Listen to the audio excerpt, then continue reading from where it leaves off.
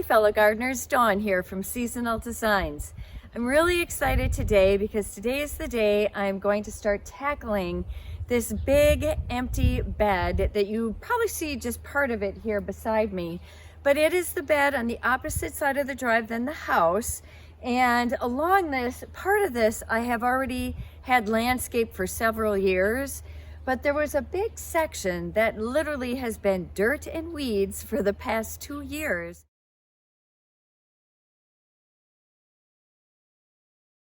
Because we needed to leave this area open so that we could get big equipment in to the greenhouse.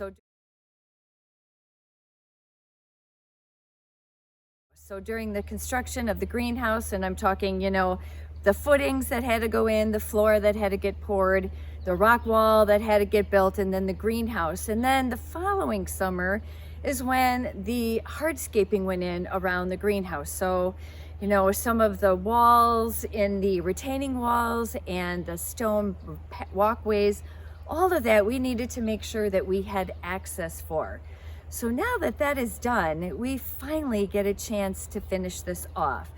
And so what this area is going to look like is behind me, you can see the existing bed that I have here, and then there's a path that goes and walks between the woods and this bed, and then it's going to kind of come out, and to the right of that is going to be the new planting bed. So I thought I would give you guys a look at the area. I already have a few things in, and then I thought we would walk through some of the things that I am going to be planting today, and we'll talk a little bit about those.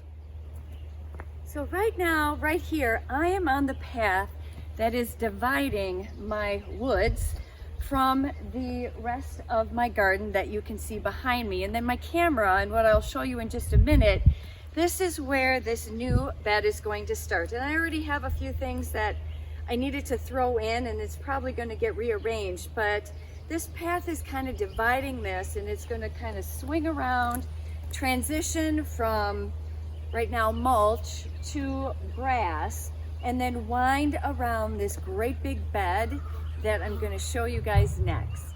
And so now you can see that this area is actually a little bit higher. Like right now I am a little bit higher than what my camera is, and it just kind of gently slopes from the woods, which really runs all the way along this entire area here. But this bed is really pretty deep. It's about 35 feet deep if I'm like standing about here. You'll notice that I really am trying to get separation between this bed and the woods. There's 7 acres of woods behind me here, and I just can't clean it all up. All I can do is try to, trim up some of the dogwood trees that are in there, try to keep it from looking weedy, and then just really trying to keep a separation between, the craziness that's going on behind it and what will be this new garden area here. From the side here, I do have mulch sitting there, but you can see how big and how deep it is. And it sure will look nice once it gets planted up. And then I've got the plants all kind of lined up here, and I thought we would kind of walk through everything that I've got. Well, before we get started with the project, I wanted to show you guys how beautiful the climbing hydrangea is right now. As you're coming up the front walk, isn't that gorgeous? All the blossoms on there starting to open up. It smells so good. It is just so pretty right now.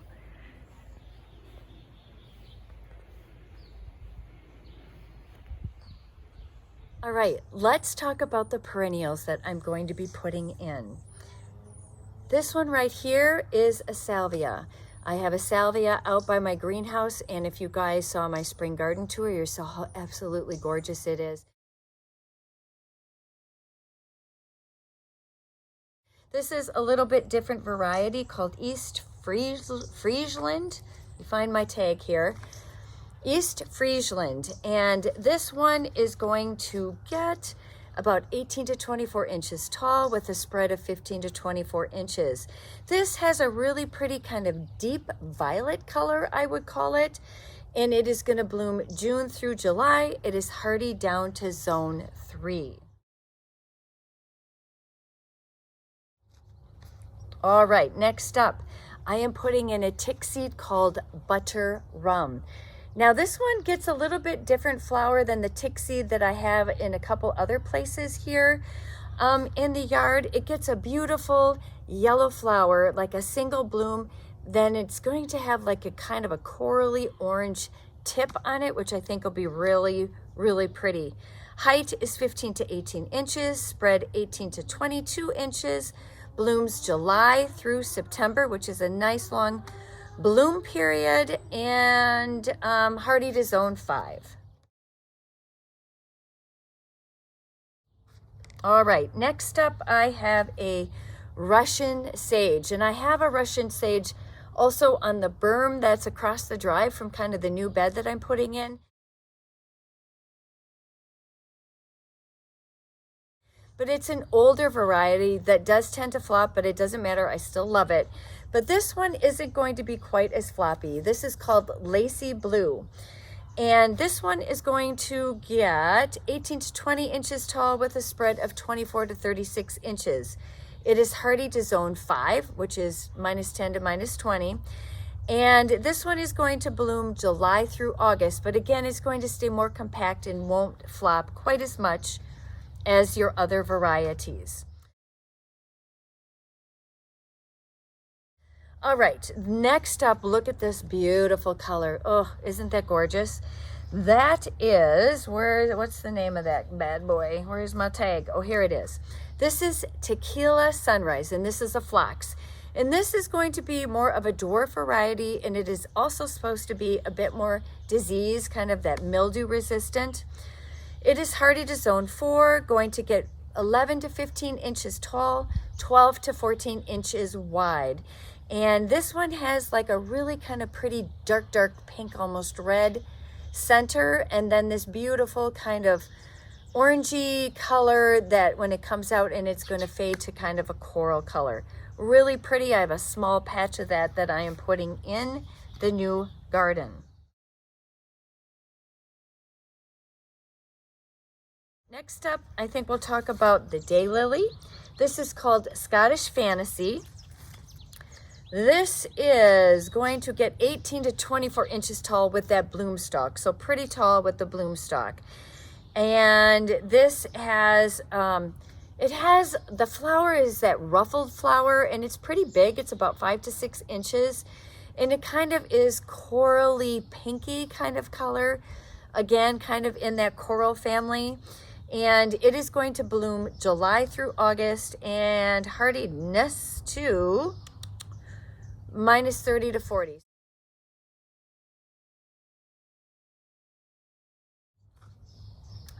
All right, next up you're going to see a repeat in my garden. This is Cat's Pajamas Nepeta. And you guys saw this in my video because I have quite a bit of it around the greenhouse. I absolutely love this Nepeta. Stays very compact. It gets this really pretty kind of purpley blue flower on it. Big with the pollinators. Just love this plant. This gets 12 to 14 inches tall and with a spacing of about 18 to 20 inches. Very long blooming perennial. Again, likes full sun. And this one is blooming now in my garden, so really like late spring to early summer.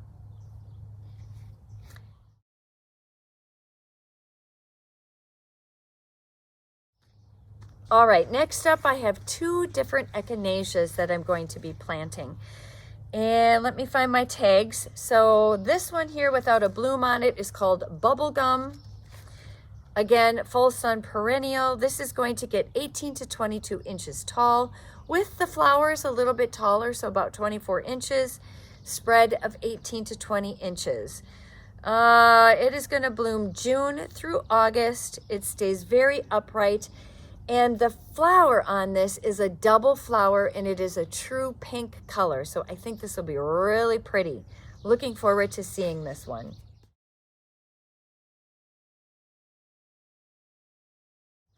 And then this one is called Rainbow Marcella. And this one has a little flower on it right now, but it gets kind of an orangey brown cone in the center. And then when it starts to flower, it has a really bright orange color, but as it ages, that color becomes softer, more pink and more corally color. This is hardy to zone 4, so -20 to -30. Height is 15 to 18 inches with the bloom, and it's going to get about 18 to 24 inches wide. Blooming June through August, which really, if you think about it, is a pretty good bloom time. So I'm really looking forward. I think I have 2 patches of this in the new garden.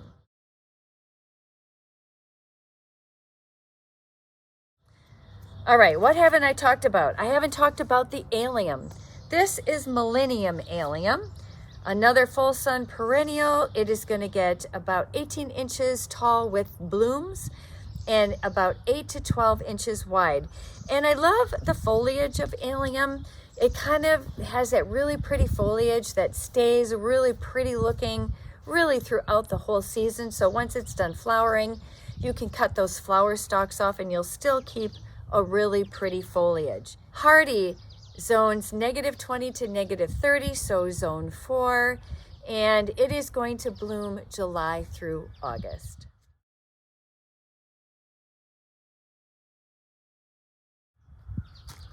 I think I got everybody.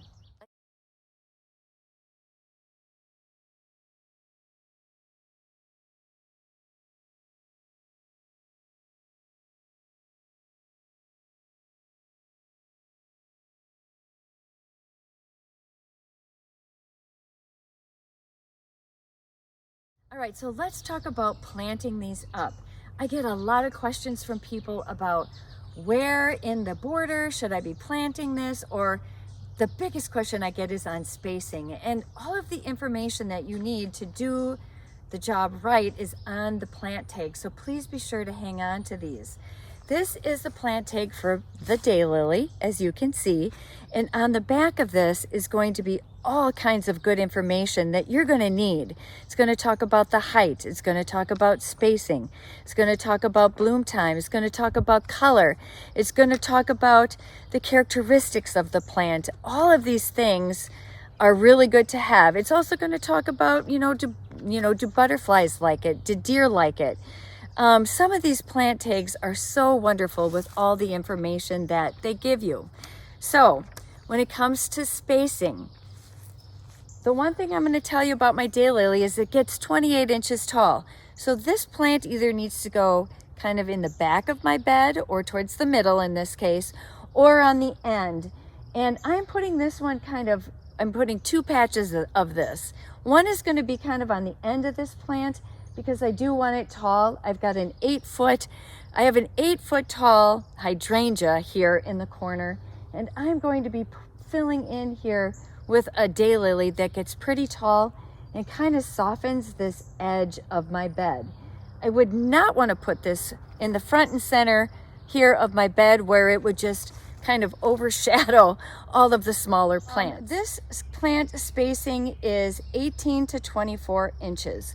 So what I'm going to do is I'm going to show you just how big that is. This is 24 inches. I do tend to plant my perennials a little bit closer together, so I'm probably going to plant them at about 20 inches apart. That's going to be my spacing for these because I do like kind of their foliage, like the ends of their foliage will mingle with the plant that's next to them. I like to plant a little bit closer together because it helps, I think, with weed suppression. I mean, look at what's behind me. It's a woods full of weeds. And right over here, I have a prairie, which has all kinds of stuff in it that's just waiting to get into this bed. So I do tend to plant things a little bit closer together, and I do tend to mulch the first year pretty heavily for weed suppression. So if I go in here with my ruler, I'm going to measure from the middle of this plant to the middle of the other plant, and that is going to be the distance that I'm going to space these. Well, I have laid out what I can. You can see that I am working with a big pile of mulch right there. So my idea here is first thing tomorrow, we're gonna get the auger fired up and we are gonna plant like the first half of this. And once we get everything planted on this half, we'll put the mulch around this and then that will open up that center section. And I will be able to take the rest of the plants that I have and add those there where the mulch is. But there's a look at everything we're planting up today. I'm just waiting for the auger.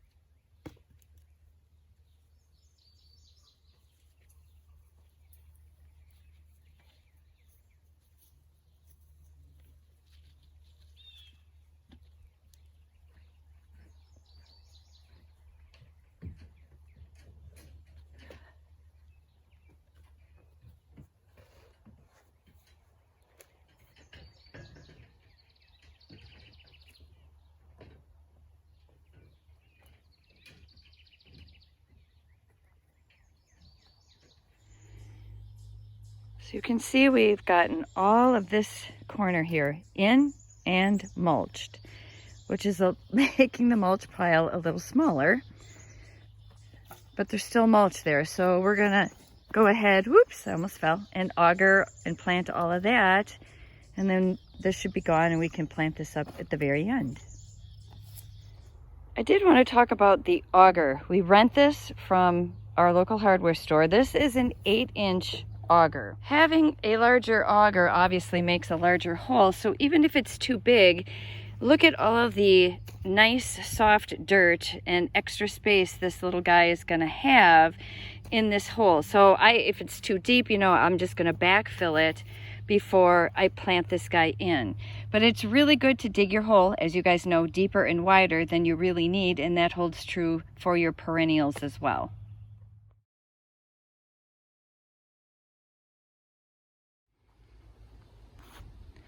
The aftermath of a morning spent planting. Well, good morning. It is the next morning. So much easier to see what's going on here when the sun isn't blasting on it. So I have everything in. We have everything mulched to about here. We ran out of mulch, so I've ordered some more. So I'll need to finish that up. But everything is in and it's watered. And you can see I've got my patch of daylilies here. I've repeated that over there. I filled in with Nepeta here along the front, and then there's a break in that. And that's where the Coreopsis will come in. This butter rum stays pretty short. And then the Millennium Allium, and then more of the butter rum. And I was supposed to get another flat of the butter rum, but in reality, what I have works just fine.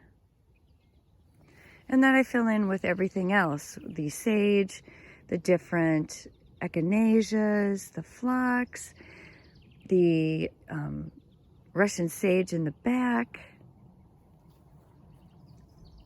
more catmint. So it doesn't look like much now, but I think by, you know, the end of the summer, it'll start to look better. And then certainly by next year, I think this will look just wonderful. I'm really excited to see what it turns out like. Well, that is going to be it for today's video. I hope that you guys found this helpful, and I would love to hear from you in the comment section below. What do you think of my plant choices? Now, I hope that you're all subscribers, because we will go back and we will check on these plants later on this summer to see how everything is doing. I also wanted to thank those of you who saw my spring garden tour. So many of you had such sweet and nice comments. I really appreciate the comments and the support. And yes, I am working on growing my subscribers, and you guys can help. Simply share my video or tell people to check out my page, Seasonal Designs by Dawn. Thank you guys for being here, and we'll see you in the next one. Bye-bye.